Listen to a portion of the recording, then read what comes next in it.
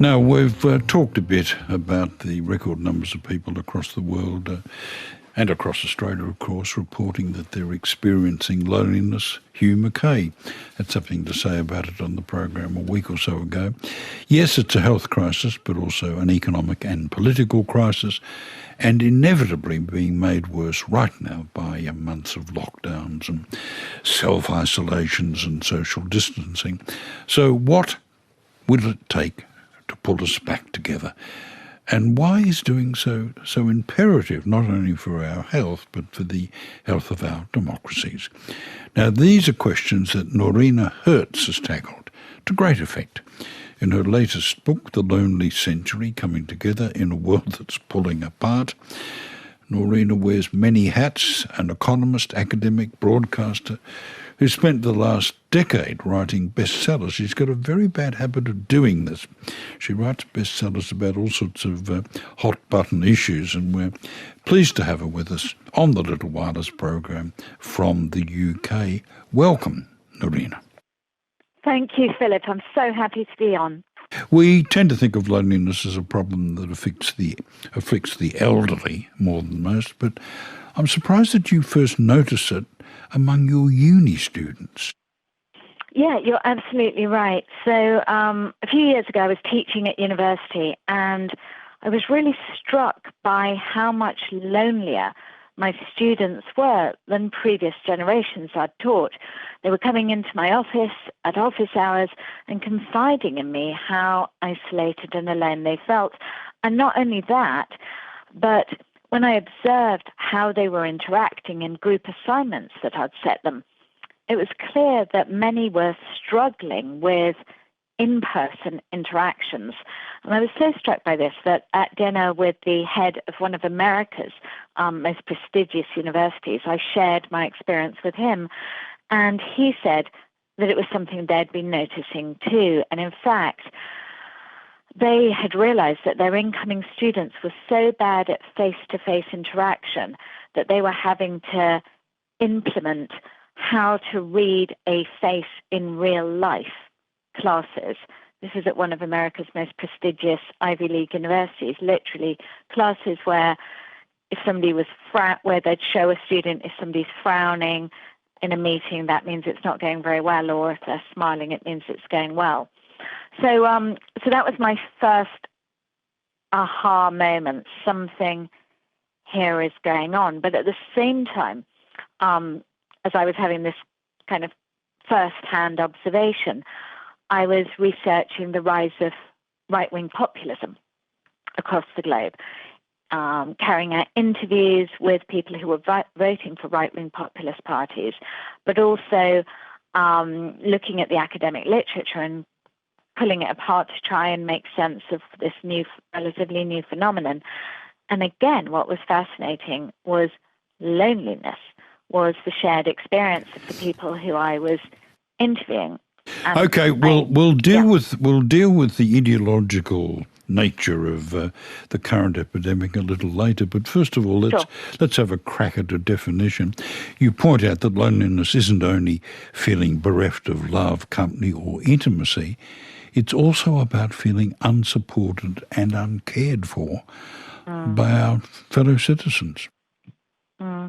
Yes, so the traditional definition of loneliness, what we might immediately think of when we think about loneliness, is feeling that we're lacking love or friendship or company or the support of our friends. But what I argue is that that definition of loneliness is too narrow, and it includes the particular nature of loneliness in the lonely century.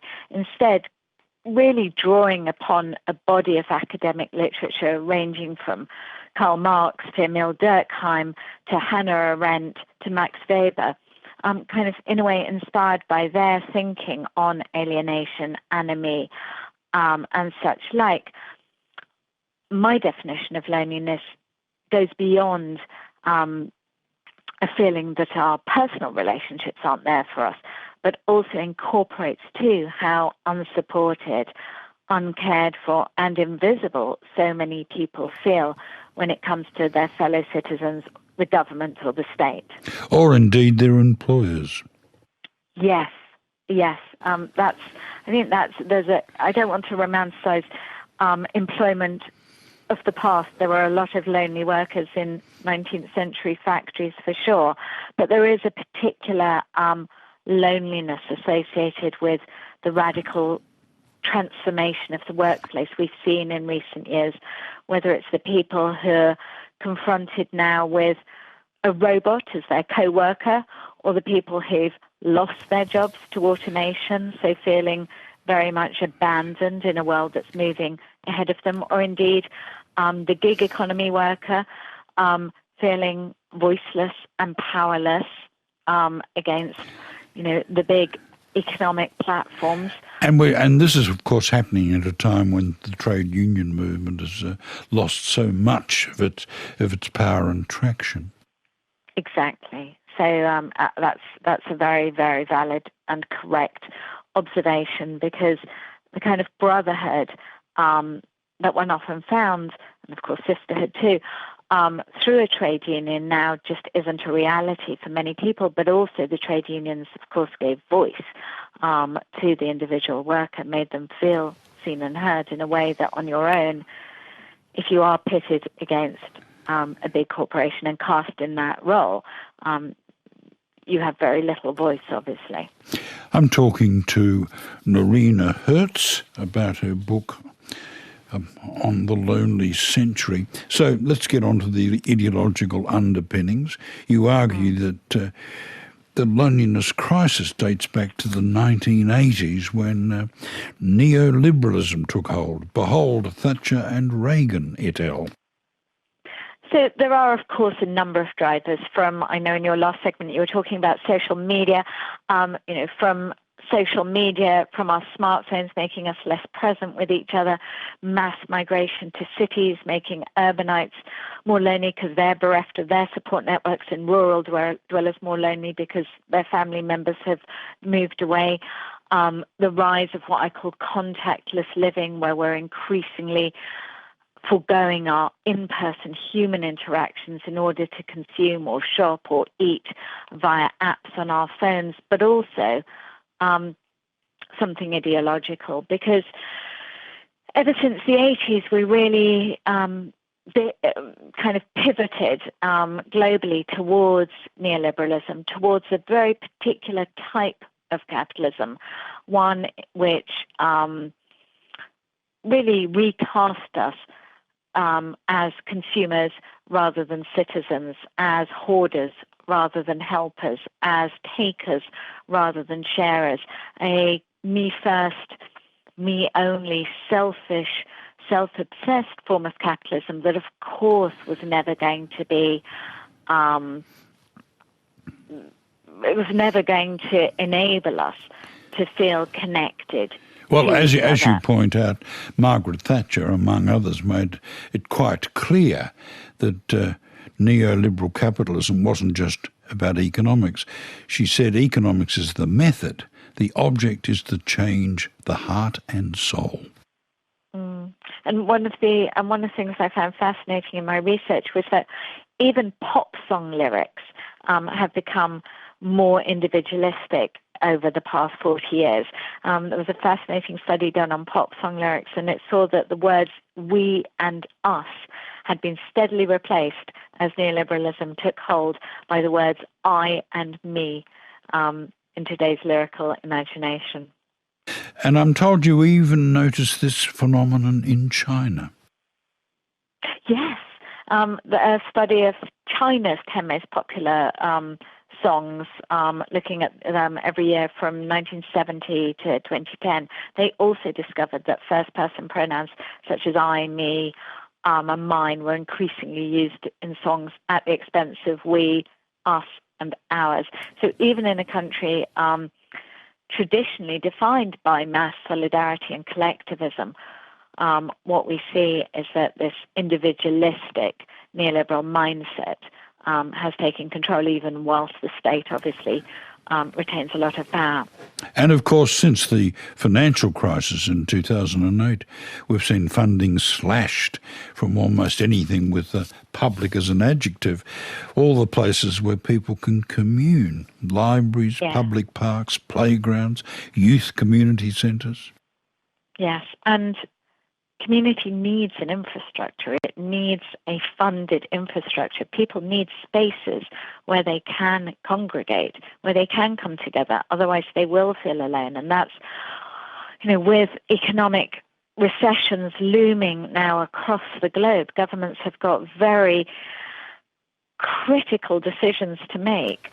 Are they going to further erode and destroy the infrastructure of community, or are they going to use this moment, as we saw in previous global crises, governments do, to actually create a better, more caring, more united world? In the United Kingdom, for example, it was after World War II that the National Health Service was founded. In America, it was after the Great Depression that Roosevelt implemented the New Deal. This could be an opportunity to do things differently if there is the political will. Okay, let's now get a bit anecdotal. I talked about professional cuddling. Can you tell me about this interesting profession? Yes. So I discovered, to my surprise, that there is the rise of what I call the loneliness economy, a whole host of businesses and services and market-led innovations meeting people's need for company, connection and care. And in this investigation, one of the things I discovered was that people are paying to be cuddled.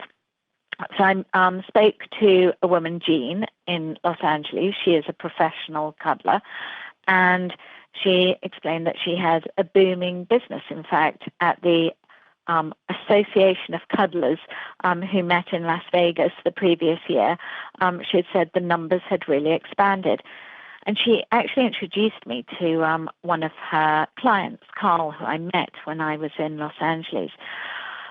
He was not what I expected. He walked in the Starbucks where we met up, and he was a nice-looking man in his early 50s, wearing chinos and a polo shirt, an executive at a media company, earning significant six-figure salary. But when we sat down and he told me about how lonely he had felt moving to Los Angeles a few years before, had found it really hard to make friends, meet people. He had tried going on some dates, but it hadn't gone well, and he said he was feeling progressively lonely. And then he heard about Jean, and so he started seeing Jean. He started seeing her once a week, and he said it absolutely changed his life. I really pushed him on this. Is it sexual? Is it something untoward? No, it really is just being cuddled and held. And so he said well, to me... Well, we know that to be true, of course, by studying, lab animals. This is not... But I had no idea that it was now available for human beings. And also, there's in the loneliness economy, you rented Brittany. I did. So as well as people paying to be cuddled, you can also nowadays rent a friend. So for the purposes of my research, I rented a friend. There are 600,000 friends for rent on www.rentafriend. I chose Brittany and spent a few hours with Brittany in Manhattan, going into shops, into bookshops, trying on hats in a clothes store. And at times, what was so interesting was at times I really forgot that I was paying for her company. She felt like a new friend who I'd just met, apart from when, after our 3 hours were up and we were standing in a clothes shop at the time, she turned around to me and she said, "Time's up, that'll be $120. It sounds like Rent an Argument in Monty Python. And a lot of your focus is on Japan. You talk about the uptake of companion robots, for example, where elderly women have become so attached they actually knit their robot carers' bonnets. Yes, and it's Japan where we've seen the take-up of carer robots be most widespread. And the stories are actually very moving. But it's not only in Japan that we see it. And there's one startup that I write about in the book, LEQ, whose robot looks a bit like it's got a round head and a triangular body. During lockdown, the company shipped many LEQs to the United States, and the stories of elderly people who were interacting with them were actually very moving. One woman, Diana in Florida, talked about how lonely she would have been during lockdown had she not had her friend in LEQ. But of course, whilst I'm excited about the potential that robots and social robots have for helping alleviate loneliness, there are philosophical questions I think this raises, because our robots are actually likely to be easier to hang out with than human beings. They won't demand anything of us. They'll always be there for us. And as emotional artificial intelligence gets more advanced, they'll even understand us and know us much easier than a real friend. So what happens then? Do we prefer hanging out with our robots than humans? And what are the implications then for society and democracy? We've only got a few minutes left, and I want you to suggest methods that we can make Milton Friedman turn in his grave. What are some of the things we could and should be doing? Well, if you want me to kind of focus then on the more political things that could be done. In the time we have, I'm afraid that's all we can do, yeah. Okay, so there's lots that we can do as people, but focusing on the political, one, the government needs to restore the infrastructure of community that's been steadily dismantled since 2008. Second, governments need to help our local high streets thrive. Our local high streets are anchors of our community. They nurture us, and there's been initiatives done in Belgium, for example, around empty shops taxes, where if landlords keep shops empty for too long, then they're imposed with a tax. There are other things around business taxes to help our local businesses thrive. I think we also need to regulate better social media companies, following on from your conversation earlier in this show, and hold them responsible for the harm that they do in terms of precipitating the loneliness crisis. They are a big part of the problem. They're not the only part, but it's something governments could step in. And I think more generally, governments need to make sure that people who care for others are properly valued, whether it's teachers or nurses or such like. Those are just a few thoughts. It concerns me that governments aren't even at first base on this. They're not thinking about it. Although Jacinda Ardern has a little, hasn't she, with that well-being budget in New Zealand? Yes, so kind of not that far from you, there is a world leader who is actually probably the most ahead of the game on this, and she has decided that now New Zealand in its budgeting won't only look at traditional economic indicators like GDP, but will actually actively consider measures like loneliness and how much citizens trust each other in terms of its budgeting decisions. I think it's a really bold step that she's taking. But hopefully the rest of the world will look at it and follow suit. Nerina, you've been a terrific guest. Thank you very much for coming on. The good Professor Hertz is an economist, academic, broadcaster, and her latest book is The Lonely Century, Coming Together in a World That's Pulling Apart. It's published by Hachette.